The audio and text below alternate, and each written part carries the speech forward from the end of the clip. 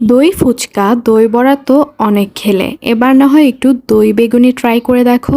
আসসালামু আলাইকুম এভরিওয়ান, আশা করি সবাই অনেক বেশি ভালো আছো। আজকে আমি তোমাদের সাথে বেগুনির একটা ইউনিক রেসিপি শেয়ার করতে এসেছি। এটা হচ্ছে দই বেগুনি। আমরা সাধারণত বাইরে দেখা যায় দই ফুচকা খাই অথবা বাসায় দই বড়া বানিয়ে খাই। দই দিয়ে কিন্তু যে কোনো আইটেম রান্না করলেই সেটা অনেক বেশি ইয়ামি হয়। তো চলো দেখে আসি রেসিপিটি আমি কিভাবে করেছিলাম। প্রথমেই আমি নিয়েছিলাম বেসন প্রায় 1 কাপের মতো। তোমরা কতগুলো বেগুনি বানাবে সে অনুসারে বেশি কম দিতে পারো। যাই হোক, তো এরপর দিয়ে দিয়েছিলাম আমি লবণ আর শুকনো মরিচ গুঁড়ো, আর সেই সাথে দিয়ে দিয়েছিলাম ধনিয়ার গুঁড়ো। এরপর আমি অ্যাড করেছিলাম বেশ কিছুটা বাটা মশলা। এখানে ছিল হালকা একটু আদা বাটা আর রসুন বাটা। তো বেসনগুলো ভালো মতো আমি মিক্স করে নিচ্ছিলাম। তারপর আমি হালকা একটু পানি অ্যাড করে বেসনের যে মিক্সারটা সেটা বানিয়ে নিয়েছিলাম।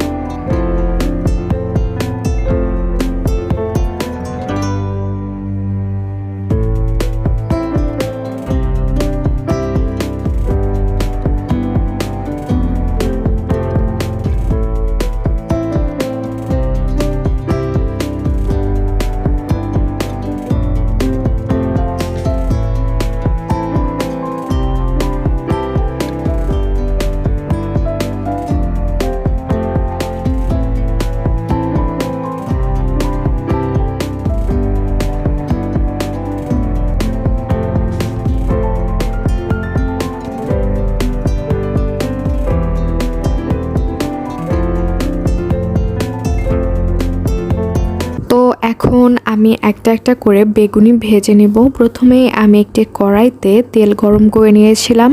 তারপর এখানে আমি বেগুনি টুকরো টুকরো করে কেটে নিয়েছিলাম। এখানে আমি গোল বেগুন যেগুলো সেগুলো নিয়েছিলাম। তোমরা চাইলে লম্বা বেগুন নিতে পারো, সেক্ষেত্রে কোনো প্রবলেম নেই। যাই হোক, তো বেগুনিগুলো ভালো মতো আমি ভেজে নিচ্ছিলাম। দেখতেই পাচ্ছ কতটা ফুলে উঠেছে।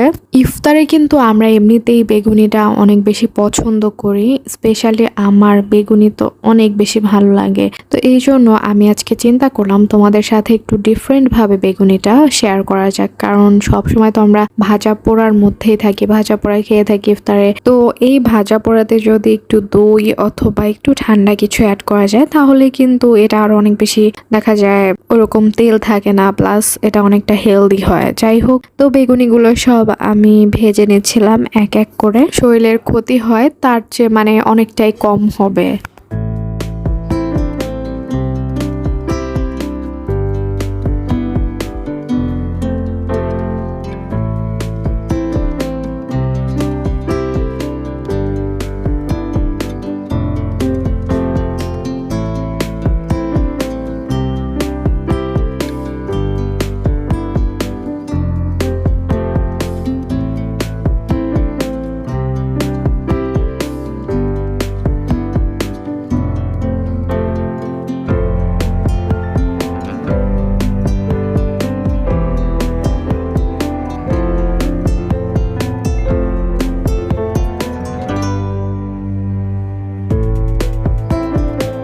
তো আমার বেগুনিগুলো কিন্তু ফ্রাই করা শেষ। এখন হচ্ছে আমি দইটাকে রেডি করে নেব।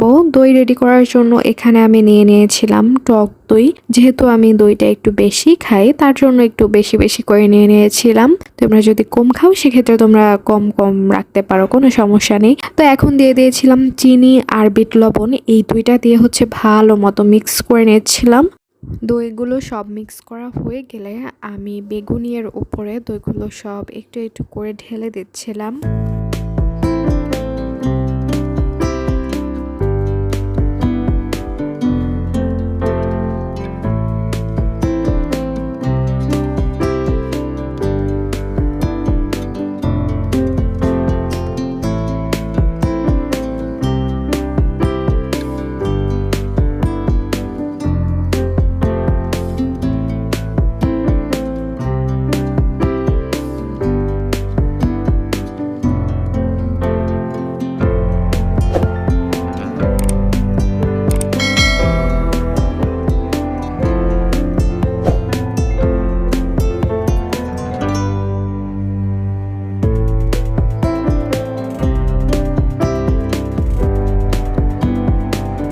এই তো বেগুনির ওপর দইগুলো দেওয়া হয়ে গেলে এখানে আমি দিয়ে দিয়েছিলাম ধনিয়া পাতা আর পুদিনা পাতা দিয়ে বানানো চাটনি। এই চাটনিটা আমি আসলে ঘরে বানিয়েছিলাম, মানে পুদিনা পাতা আর ধনে পাতা দুইটা একসাথে করে ব্লেন্ড করে নিয়েছিলাম।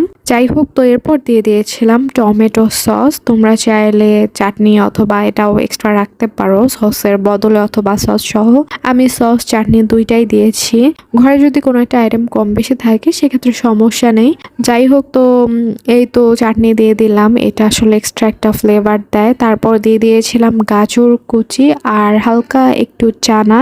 তো এভাবে আজকে আমি আমার রেসিপিটি করে নিয়েছিলাম। এটা যে কতটাই আমি হয়েছে, তোমরা যদি বাসায় একবার অন্তত ট্রাই না করো কখনোই বুঝতে পারবে না। আমার মানে কি বলবো, আমার একদম পছন্দের একটা রেসিপি হয়ে গিয়েছে। আমার এটা ছাড়া এখন ইফতার হয়ই না। যাই হোক, তো ভালো থেকো, সুস্থ থেকো। আমার রেসিপিটি কেমন লাগলো আমাকে কমেন্টে অবশ্যই জানিও। আল্লাহ হাফেজ।